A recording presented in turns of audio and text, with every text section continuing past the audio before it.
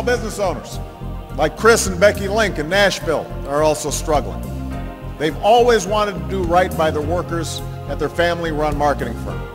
I'm Becky Link, founder and co-owner of Imagination Branding, a promotional marketing company in Nashville, Tennessee, and we've been in business about 20 years. And I'm Chris Link. I'm the Vice President of Operations for Imagination Branding. But they've recently had to do the unthinkable and lay off a number of employees, layoffs that could have been deferred, they say, if healthcare costs weren't so high. As a small business owner, we are continually having to look at the bottom line. And in looking at the budget this year especially, and especially the last 2 or 3 years, we have seen our premiums increase every year, many times double digits. Just recently with the economic downturn, that problem's magnified. We have increasing costs with less money to pay those costs. So this year when we went to the budget, we basically have cut everything we could. And what was insightful from strictly a financial point of view was our third highest operating expense was the healthcare premiums that we pay.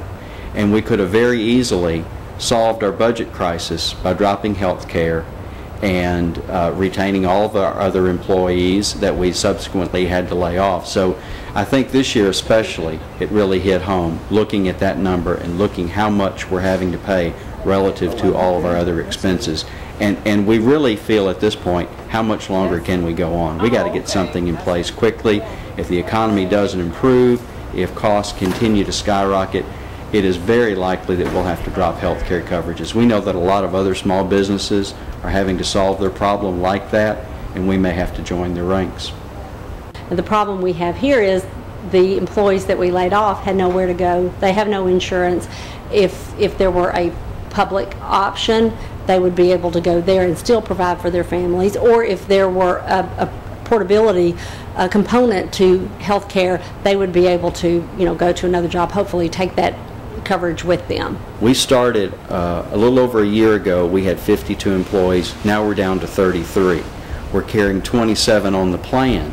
If that number continues to go down, I continue to lose bargaining power. We have a couple employees that have medical issues now. In fact, that was one of the reasons last year when we renegotiated, we didn't consider other options because we felt like our chances of being accepted by a new carrier would be greatly diminished. So, as I said before, we really don't have many choices at all.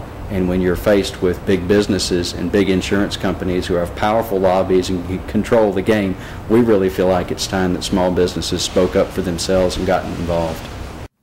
Across the country, over 1/3 of small businesses have reduced benefits in recent years, and 1/3 have dropped their workers' coverage altogether since the early 90s. We're trying to run our businesses every day. We're very busy. We're facing an economic crisis. We've cut back. We've increased the number of jobs that we're doing, and then we have to be insurance experts, and we have to look among very few alternatives. Each time that our brokers come with us, this is an annual discussion where we decide how much we're going to have to pay this year. We just don't have that many options. We get one, or we get 2 or 3 options, and one is probably the best of a bunch of bad alternatives. So we really believe that there could be other things done. The public option would certainly provide some competition.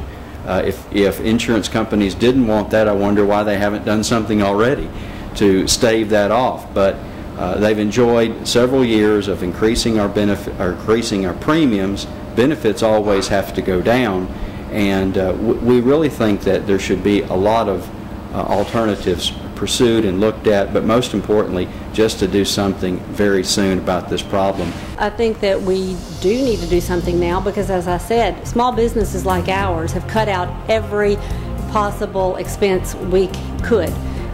So the only other thing is to cut out health care, and we don't feel that would be a morally sound thing to do.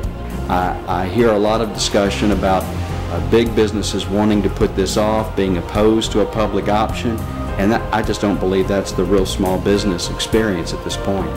Well, I think one reason that we got involved with the campaign is to speak up for small businesses. We do need to try to keep our small businesses operating. They're the backbone of America. And if we can solve this crisis now, we can stave off, I think, a lot of small businesses going under.